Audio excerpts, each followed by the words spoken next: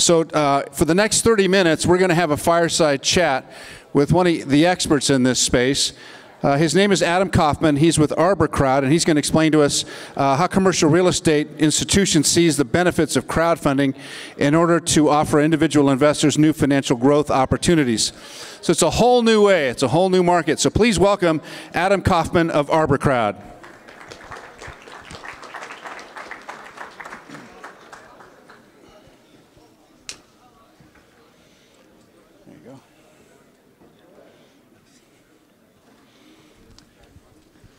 Everyone's stretching their legs, relaxing, getting themselves situated. It's good to have you here. Thanks for having me. All right, let's make sure your microphone's on there. Push that button up. There you go. Thanks for having me. It's still not working. Let's try this. Let's try microphone 4. There we go. That'll work. I'll trade for you. Testing. Thanks for having me. I'm excited to be here today. So let's quickly just kind of run down what's happened in crowdfunding as it relates to real estate, because this is a whole new area that started to attract people, and people were saying, wait a minute, can we do this in real estate? Tell me how that evolved. So in 2012, when President Obama signed the Jumpstart Our Business Startups Act, what he did was... Hang on a second. If we can take the chatter outside, that would be great. We'd appreciate if you wanted to chat with the individuals on the previous panel to go out in the breezeway. That would be great. That would help us here with our chat. So, Alon, if you'd heard your friends out, those who want to stay and talk about real estate, stay here. But as a courtesy to Adam, because we're going to have a little conversation here. This is just the two of us, mano a mano, intimate. We don't want to talk over the whole. I know this is an exciting place, and everyone's really interested. Sorry, Adam, to interrupt you there. But let's go back. Let's go back to the beginnings of investing in real estate in this fashion. So, real estate in the crowdfunding arena first came to fruition in 2012 when President Obama signed the Jumpstart Our Business Startups Act. What this did was it eliminated the prohibition against general solicitation to the public. So, for the first time, people were able to go online and offer real estate investment opportunities to a retail investor class. Before this, you had to either know somebody in the industry, have access to it, or meet the high minimum threshold requirements to invest in alternative real estate vehicles, such as a real estate investment trust or a private equity shop. So you had to be an accredited investor. Exactly. So, but more than that, an accredited investor, but also have the relationships to know how to get access to that real estate investment. Within that sphere, yeah. Exactly. So then what happened? So he signed that, and then what was the next step? Because you and your company have been in this business a long, long time. Tell me what steps you took to enter that business. So now, ArborCrowd is an online commercial real estate company, and we're affiliated with the Arbor family of companies. Arbor Realty Trust, our sister company, is a publicly traded real estate investment trust on the New York Stock Exchange. And AMAC, Arbor Management Acquisition Company, is the private equity branch to our family of companies as well. So we founded ArborCrowd a year and a half ago. We launched our first deal a year ago, but we're fairly new, but we're backed by the institution. So what were the first steps in getting that started, and how did you go out to establish a crowd? You already had an established clientele because you've been doing this for a while. How did you transition into the crowdfunding area? So we had the idea when the law was first enacted. But we understood that a lot of different types of companies were going to go to market and try different things, and that legislation was going to catch up to them. People were going to learn from their pitfalls. They were going to understand what works and what doesn't work. So in 2012, a lot of companies started to come into fruition, and a lot of them were really just technology companies. For the first time, they could say, hey, we can build you a technology platform that can give access to your real estate. Soon after that, people started to evolve and change because a lot of investors didn't want to invest alongside technology companies. A lot of real estate people didn't want to go to a technology company that would close on a deal and then go back and raise the money online. So things have been changing a lot in the industry, and we watched that change happen, and we picked the model that we felt best suits where we are today. It's really interesting because you think about the pitfalls of something like this. You're thinking to yourself, I'm a guy who has, let's say, $25,000, and I want to invest in it. Am I investing in an actual physical facility, or am I investing in someone who's going to try to buy a building? How does that work? So that's a great question. What we offer is the actual ownership in the real estate itself. So you're not coming to us where we're raising a fund of, say, $50 million, like some of the other people out there, where they then go and figure out how to deploy your capital, and you don't access that understanding or transparency where that money's ultimately going to go. What we created is a property model where you actually get to see the property, who you're going into business with, because at the end of the day, it is a partnership, right? And understand what the terms are of the deal, and if that meets what your requirements that you're comfortable with. So people come in, they look at one individual property at a time at ArborCrowd.com, and basically make the decision on their own if that's the right investment for them. So, so there is the model of investing in a group that says we want to buy an apartment building, help us buy an apartment building, and you're putting in your money and hoping that these guys know what they're doing when they buy this apartment building, if they get enough money to buy the apartment building. You're saying in your model, you've already purchased the property, you have history managing that kind of operation, and there's a little bit of, there's less risk, a little more security, and do you guarantee a return? So let's talk about risk and security for a second, because I think that's a great concept. The way we look at it is we not only acquire the interest in the property, but we make sure that the sponsor, the person running the property, and the management entity running the property have their own interest or money in the investment as well, so that everybody's interests are aligned. Because if you're going to go and buy an entire property on crowdfunded money, you're ultimately going to rely on the manager or the sponsor themselves to make the decisions for you, but if something goes south, they can just walk away and they have nothing to lose. So our model is a partnership. You're partnering with the sponsor and his or her own equity or equity group to ultimately go through and make that investment into the actual real estate itself. So since this is so new, there's got to be a lot of things that would be like red flags. For those of us who are looking to invest in real estate, because it's something really we all know. We all buy houses or condos or whatever. We understand how to buy real estate.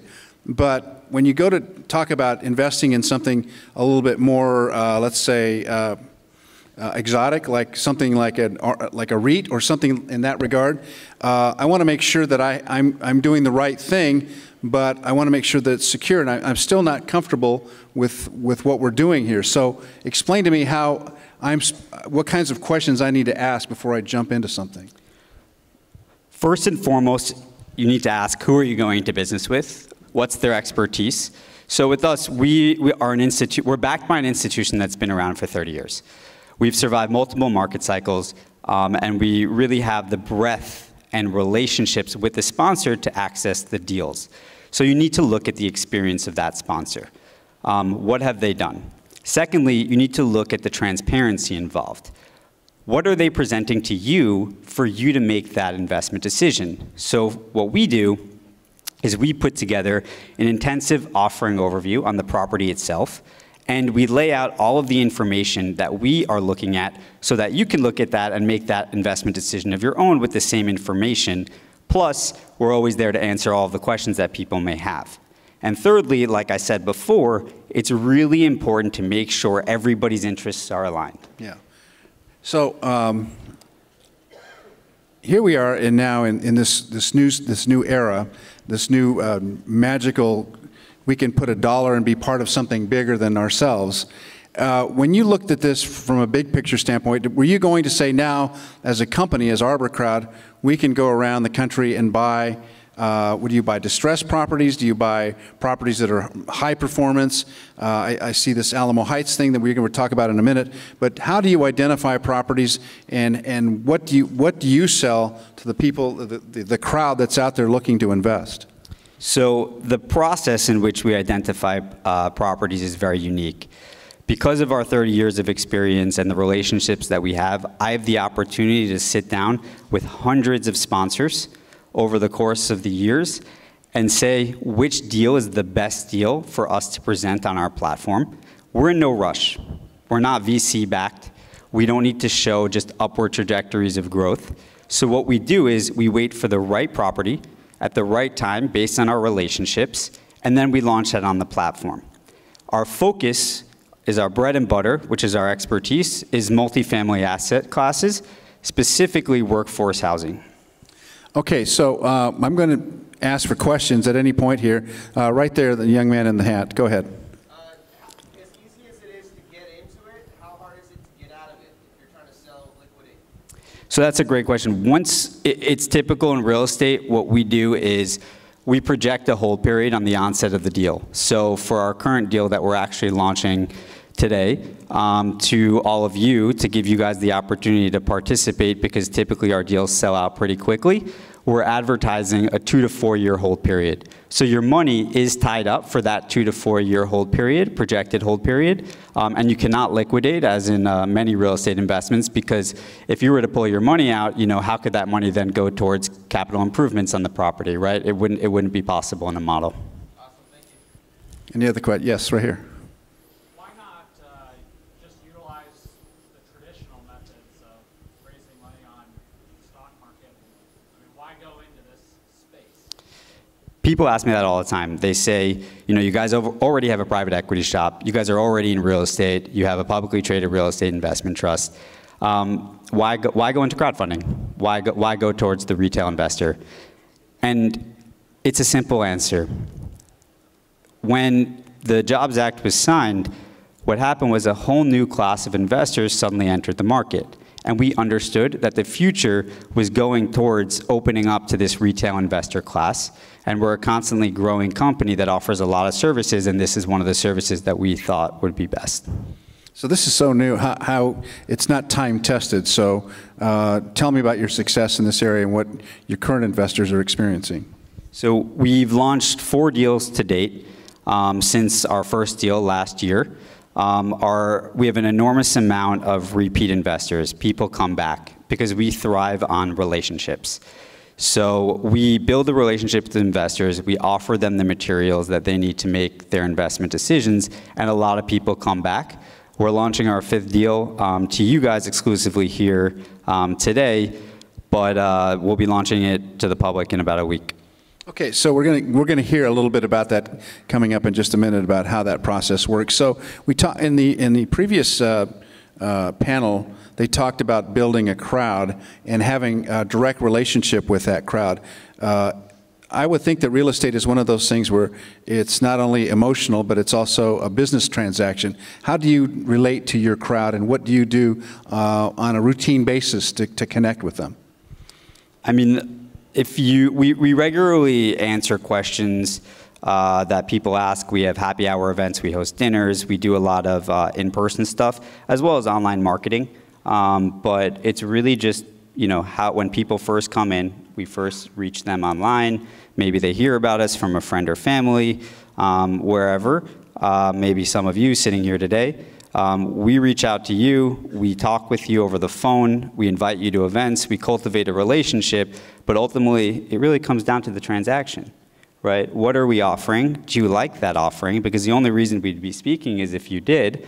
And if you're going to invest with us, you like the model. Are you already seeing returns on some of your initial investments to date with us? And do you want to come back? It's interesting, isn't it, that you know, we talk about all these companies and great creative ideas and all the things that happen in the world, and your opportunity to invest in something kind of exotic or unique, like what we're seeing in the other room, and yet real estate is something we all know and live, and we understand very well. So I think this is really interesting that now we're using new technology, a crowdfunding process, to get into a business that we know, but as an investor who would perhaps not be accredited, be able to get in with a minimum amount of money. Again, I'm asking for questions. Yes, sir, right here. How long is the Jobs Act in effect for, and is it vulnerable to, you know, an executive order by the president or legislation by Congress? Oh, yeah, so let me repeat the question. How long is this going to be in effect, and could the president, by executive order, remove the process that you're taking advantage of here? So the Jobs Act has been in effect since 2012. And all of the hearings in Congress to date have actually only been to open up the Jobs Act even more and make it less restricted. That's the area that everybody's going. Now, if you look at some of the crowdfunding spaces, crowdfunding companies in the space right now, a lot of them actually have close ties to the family of the president. I think Trump's bullish on this, to answer your question. Yes, sir. Hi, my name's Paul. I'm currently in the process of opening a Reg CF crowdfunding portal called Air Funded, and I come from a pretty extensive Airbnb background. I ran a management company in New York for about 5 years. What we're looking to do is essentially have Reg CF, non-accredited investors come on to our platform in the hopes of investing in Airbnb type properties that we're going to bring on. My question is, for a company like yours and some of your competitors, I haven't really seen anyone entering on any type of scale, sort of the Reg CF side, Title III side, non-accredited investor side. And maybe that's something that you've been speaking of. I didn't hear that, but I'm just curious to hear sort of, as a business approach, what you're seeing and what your sort of company and maybe some of your competition, what your thoughts are on that side. On the Airbnb side, on Reg CF? On the Reg CF side, specifically for real estate investment. For real, oh, I got it. So, basically open to anyone, any non-accredited investor. So there are a lot of companies out there, and there are some companies operating under Reg CF. But more recently, about a year and a half ago, Reg A Plus came to the market, and a lot of companies shifted that way, where they basically look to raise $20 or $50 million funds from non-accredited investors. They have different minimum requirements, but they're non-accredited investors. They're true retail investors. However, the way they operate is that you actually have to go give your money to this fund, right, where they then go and figure out how to deploy the capital, and you don't really get the right insight or transparency into how they're doing that. So it really depends on the preference and the type of investor, but there are a lot of people are operating in a lot of different ways. Yes, right here. What metro areas are you most interested in? What metro areas are you interested in most? So, we look everywhere all the time. A lot of our borrowers that come to us in the Arbor Realty Trust side, they're all over the country. And what we do is we say, okay, where is the right workforce housing multifamily asset that's going to yield the right returns that we look for on the crowd level? And we go from there. There's not really a particular metro area that we have focused on. We've done deals in New York City. We've done a deal in Brooklyn, Miami, and more recently San Antonio. And then we've also done a deal in Mississippi. What kind of metrics do you use to identify a project? Obviously, a lot of our metrics are proprietary, but the way we look at it is, what are the returns that are going to be yielded to the crowd, right? Is the crowd going to achieve 12 to 15% return in a primary market such as New York City, or are they going to get a bit of a higher return, in a secondary or tertiary market such as Mississippi or Alabama? And it really depends on the type of investor. Everybody has different investor preferences. We understand different people's investor preferences based on our time and experience in the industry, and we make those opportunities available and target different types of investor profiles. Okay, questions right there, sir. My name is Nate Stanton, and I work for actually a real estate investment portal. And we actually have just closed our first Reg CF real estate offering. And to your point, I think we're seeing there's a lot of appetite from developers for smaller scale projects to do crowdfunding and almost more community-based crowdfunding for their smaller projects. But I was curious about that aspect of it, and if we're looking at smaller scale projects that can raise the capital they need, whether it's like bridge loan type or fill-in financing, whether that is a model that seems sustainable from your perspective. For smaller scale projects, crowdfunding for smaller scale projects that are community based. But smaller scale, particularly on the financing side, correct? On the debt, focusing on debt? Well, we're doing some debt and some equity, but it's, like for example, a starter home that's being built on an odd lot that was undeveloped, so they're building a starter home on that lot, raising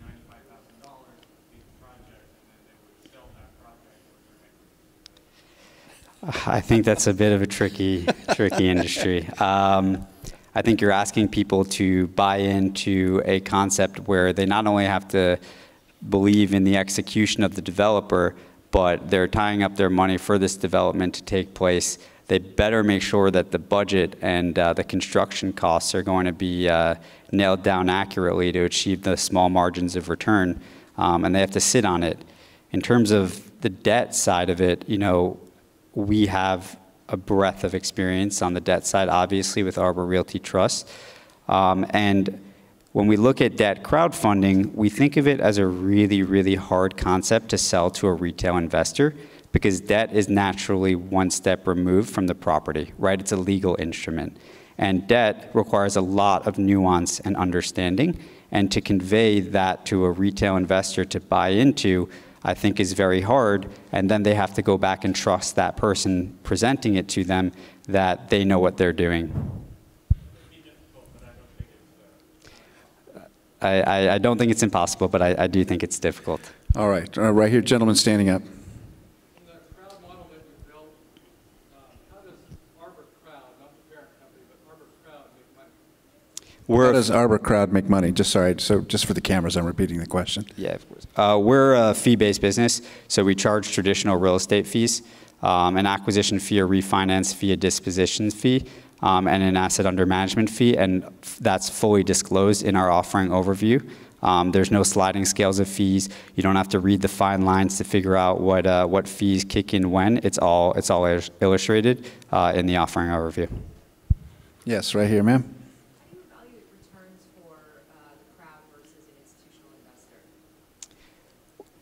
Yeah, how do you value the crowd versus the institutional investor? So we look at the deal as a whole, and we say, you know, basically it's going to be net of fees for the crowd, and for institutional investor, they're going to, you know, based on their equity size, they're going to be achieving a certain return. But it depends on the deal. So as you go through this process, you can see that they've been able to marry this institutional, very traditional real estate business into this new sector, and I find it really interesting that I'm sure you had a conversation in the executive suites of your company, and you sat down and somebody said, "There's this new thing we got to get into." How did that conversation go? And because some folks here may have smaller real estate companies or large real estate companies, it doesn't really matter. That's always a difficult conversation to have when you're pushing a corporate or a company into an area that they've never, ever gone into. Talk to me about that, how that conversation went and what was discussed. So we're part of a family of companies. We're a sister company, so we're not a... You know, we don't operate under the publicly traded REIT. We share the same leadership and the same half of our name. So I didn't have to go ahead and say, you know, this is where the company is expanding. It really was, this is the idea that we think could bring tremendous growth to the brand as a whole. And a lot of people in the real estate industry are very conservative and very old school.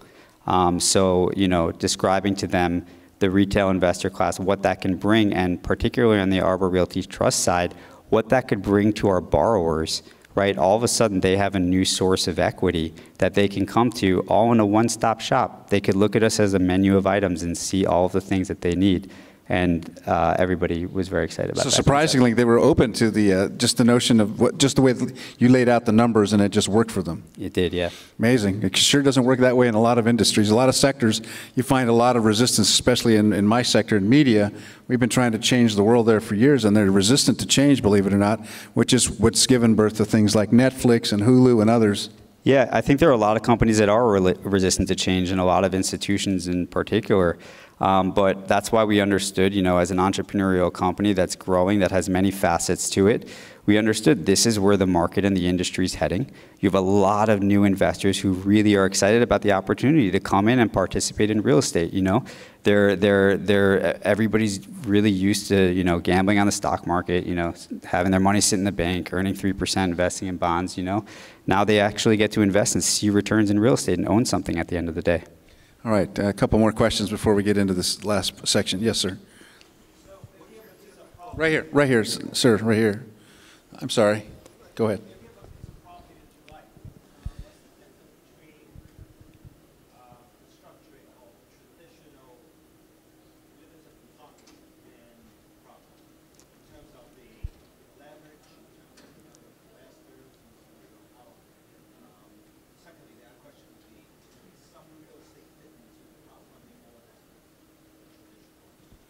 Did you hear him? No, I'm sorry, I could not.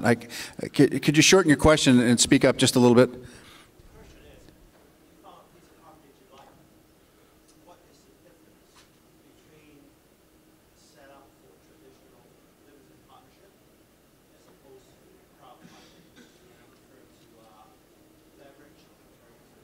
Oh, I see. The difference between limited partnership and a crowdfunding investment. Right. So it's not all that different. We basically have a JV agreement that brings in the crowd entity, and each crowd investor rolls up into a whole into the crowd entity that forms into the JV agreement. And sir, you were standing back. Yeah, go ahead. Okay, along those same lines, what's your typical load, you know, compared to like a Pasco or a land, and the role that you serve is that you're fee-based fees. Is it comparable to Pasco and some of the larger equipment programs that they have or in land? And that's a good start. What is your typical load? Load. When you mean load, you mean typically what are we taking on, both on... What are the additional costs above and beyond what you're contracting with the developer? Because you're direct developer, I presume. Just to bring in the crowd? I mean, there are legal costs, just like anything else, but other than that, we don't bear that much because the relationships are already there in the door on the debt side, right? So we're basically just putting a new agreement. Are those costs built into the unit as the investor comes in? No. Okay. All right, so we have an announcement that we'd like to make. ArborCrowd is working on a new project, and Adam's going to describe it for us, and we have some slides that we're going to show you here on the big screen. Go ahead, Adam. So yeah, we're really excited to announce our new project. If we could go back one slide. There we go. We are launching a new project exclusively to everybody here today to make an offering in San Antonio. Our deals in the past have funded quickly. We've raised $2 million for a deal in just 3 days. More recently, we raised $4 million in 6 weeks. So we're opening up the opportunity to you guys exclusively here to come in and invest in this multifamily project in San Antonio. It was an off-market transaction that we bought at a really good cost basis. The property was under management with a different company, under a TIC structure, actually a different owner, sorry, and it was really underperforming, and they would have to put in significant equity to really get the property at the right level.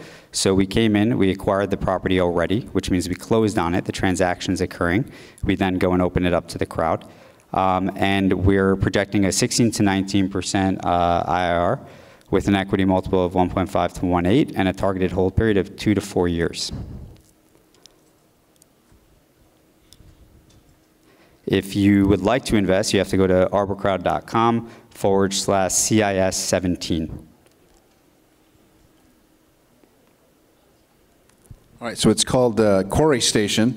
Yes. Tell me a little bit about what attracted you to this site and this location and what the potential is for this. So like I said, it was an off-market transaction and it was severely mismanaged before that. If we had access to deals like this more often, we'd do them every single day. These are really hard deals to come by.